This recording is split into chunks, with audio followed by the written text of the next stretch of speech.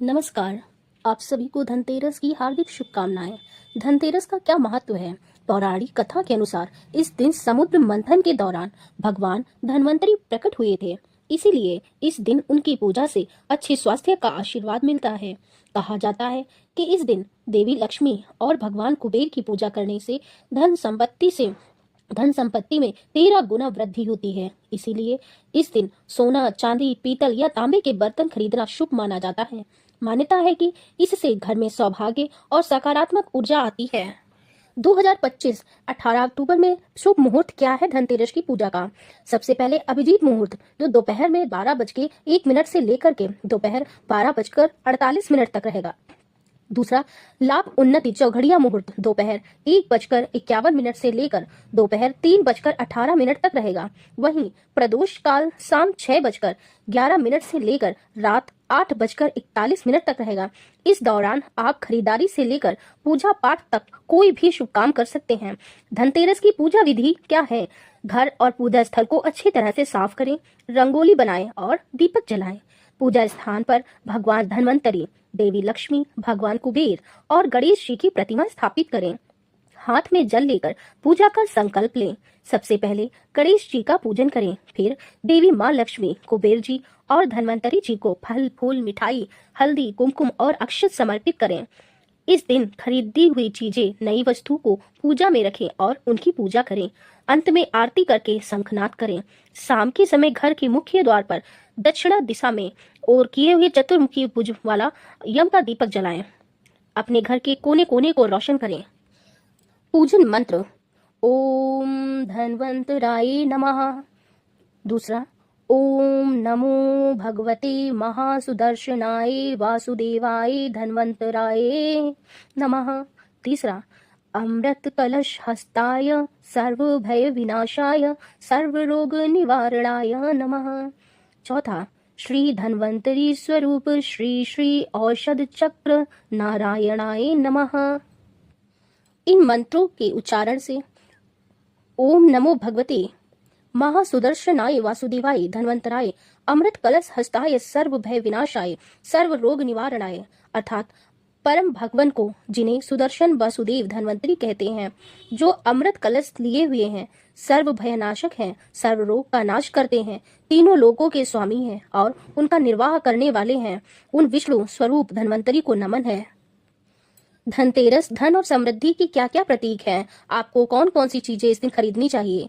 नई धातु की वस्तु इस दिन खरीदी गई कोई भी नई धातु की वस्तु, सोना, चांदी, पीतल या बर्तन, सिक्का आदि। सिक्के को पूजा में रखने के लिए कुछ सिक्के चांदी या सामान्य कौड़ी, कमल गट्टे माँ लक्ष्मी को अर्पित करने के लिए। नई झाड़ू, इसे माँ लक्ष्मी का रूप मानकर पूजा में शामिल करें।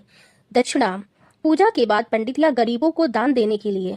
अन्य सामग्री, सुपारी, लौंग, इलायची, पान का पत्ता आदि अवश्य रखें। धनतेरस विशेष इसमें दीप दान के लिए क्या करें? एक बड़ा दीपक, यम का दीपक, सरसों का तेल या तिल का तेल, गेहूं या धान का दीपक का ढेर, इस पर रख करके दीपक को जलाएं। धनतेरस की पूजा विधि आपको इस प्रकार है। धनतेरस के दिन माता लक्ष्मी के साथ गणेश जी, कुबेर देव और भगवान धन्वंतरी की पूजा होती है। दोपहर में खरीदारी करते हैं और प्रदोष काल में यमदेव की पूजा होती है। इस दिन प्रातः उठकर नित्य कर्म से निवृत्त होकर पूजा की तैयारी करें। घर के ईशान कोण में ही पूजा करें। पूजा के समय हमारा मुंह ईशान उत्तर या उत्तर में होना चाहिए, पूर्व उत्तर में होना चाहिए। पूजा के समय पंचदेव की स्थापना जरूर करें। सूर्य देव, श्री गणेश, दुर्गा, शिव और विष्णु को पंचदेव कहा गया है। पूजा के समय सभी एकत्रित होकर पूजा करें। पूजा के दौरान किसी भी प्रकार का शोर न करें। इस दिन धन्वंतरी देव की षोडशोपचार पूजा करना चाहिए, अर्थात 16 क्रियाओं से पूजा करें। पाद्य, आद्य, आचमन, स्नान, वस्त्र, आभूषण, गंध, पुष्प, धूप, दीप, नैवेद्य, आचमन, तांबूल, स्तवपाठ, तर्पण और नमस्कार। पूजन के अंत में सांगता सिद्धि के लिए दक्षिणा भी चढ़ाना चाहिए। इसके बाद धन्वंतरी देव के सामने धूप दीप जलाएं, फिर उनके मस्तक पर हल्दी, कुमकुम, चंदन और चावल लगाएं, फिर उन्हें हार और फूल चढ़ाएं। पूजन में अनामिका अंगुली गंध अर्थात चंदन, कुमकुम, अबीर, गुलाल, हल्दी आदि लगाना चाहिए। इसी तरह उपरोक्त षोडशोपचार की सभी सामग्री से पूजा करें। पूजा करते वक्त उनके मंत्र का जाप अवश्य करें। पूजा के बाद प्रसाद चढ़ाएं। ध्यान रखें कि नमक, मिर्च और तेल का प्रयोग नैवेद्य में नहीं किया जाता है। प्रत्येक पकवान पर तुलसी का एक पत्ता रखें। अंत में उनकी आरती करके नैवेद्य चढ़ाकर पूजा का समापन करें। मुख्य पूजा के बाद अब मुख्य द्वार पर आंगन में प्रदोष काल में दिए जलाएं। एक दिया यम के नाम का भी जलाएं। रात्रि में घर के सभी कोने में भी दिए जलाएं। इस दिन शाम के बाद मुख्य द्वार पर 13 और घर के अंदर भी 13 दीपक जलाने होते हैं। शाम को प्रदोष काल में यमराज के निमित्त दीपदान करें। यम के नाम का दीपक परिवार के सभी सदस्यों के घर आने और खाने पीने के बाद सोते समय जलाया जाता है।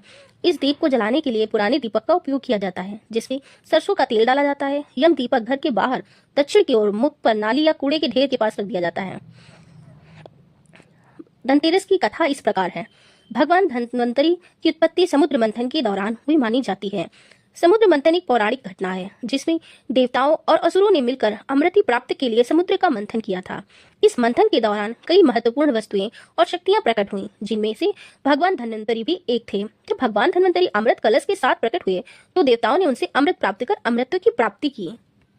धनतेरस के दिन भूल कर भी ना करें ये 10 काम। ये कौन कौन से 10 काम है? नंबर 1, धनतेरस के दिन कभी भी उधार नहीं लेना चाहिए, इससे लक्ष्मी जी घर से चली जाती हैं। दूसरा, काले रंग के कपड़े पहनने से बचना चाहिए, शुभ रंग जैसे पीला या लाल पहने। तीसरा, इस दिन किसी को तोहफा या सामान नहीं देना चाहिए। चौथा, रोटी या अनाज घर से बाहर नहीं भेजना चाहिए। पांचवा, शाम के बाद कचरा घर से बाहर नहीं निकालना चाहिए। छठा, लक्ष्मी जी की मूर्ति या तस्वीर को उल्टे हाथ नहीं छूना चाहिए। 7, खाली हाथ घर से बाहर नहीं निकलना चाहिए। 8, गुस्सा या झगड़ा करने से इस दिन बचना चाहिए। 9, सोना या चांदी बेचना इस दिन अशुभ माना जाता है। 10 एंड लास्ट, दिया बुझने नहीं देना चाहिए, क्योंकि यह लक्ष्मी जी के आगमन का प्रतीक होता है। धनतेरस पर यह 5 चीज अवश्य खरीदें, जीवन भर धन की कमी नहीं रहेगी। नंबर 1, धनतेरस पर हल्दी जरूर खरीदें, समृद्धि आती है। दूसरा, सेकंड नंबर, धनिया खरीदने से 13 गुना अधिक धन की वृद्धि होती है। थर्ड, झाड़ू खरीदने से माँ लक्ष्मी का स्थायी वास होता है। फोर्थ, नमक खरीदने से परिवार में संपन्नता आती है। 5, कौड़ी खरीदने से माँ लक्ष्मी प्रसन्न होती हैं और घर में लक्ष्मी माँ का वास होता है। इस बार धनतेरस शनिवार के दिन पड़ रहा है और शनिवार के दिन लोहा खरीदना अशुभ माना जाता है, तो आप खरीदारी करने की वस्तु में लोहे की वस्तु का उपयोग ना करें, जैसे कि स्टील का जो लोहा तो खरीदा ही नहीं जाता है धनतेरस की सामग्री में, खरीदारी में, और स्टील अधिकतर खरीदते हैं। स्टील में भी लोहे की मात्रा पाई जाती है, इसीलिए आप स्टील के बर्तन को खरीदने से बचें। धन्यवाद। अगर आपको मेरी जानकारी अच्छी लगे तो कृपया चैनल को सब्सक्राइब करें, लाइक करें और शेयर करें। अगर आपने मेरे चैनल को अभी तक सब्सक्राइब नहीं किया है तो प्लीज़ चैनल को सब्सक्राइब कर लें और बेल आइकॉन को ज़रूर प्रेस करें, जिससे कि मेरे आने वाले नए वीडियो की नोटिफिकेशन आपको बहुत ही आसानी से मिल सके। साथ ही न्यू ऑप्शन दिया गया है हम यूट्यूबर्स को हाइप का, तो प्लीज़ अगर आपको हाइप का ऑप्शन मिल रहा है तो वीडियो पे हाइप पॉइंट जरूर दें। Thank you so much. मिलते हैं नेक्स्ट वीडियो में। जय श्री कृष्णा, जय माता दी, और आप सभी की दीपावली बहुत ही ज़्यादा अच्छी जाए। सभी पे माँ लक्ष्मी का आशीर्वाद बना रहे। धन्यवाद।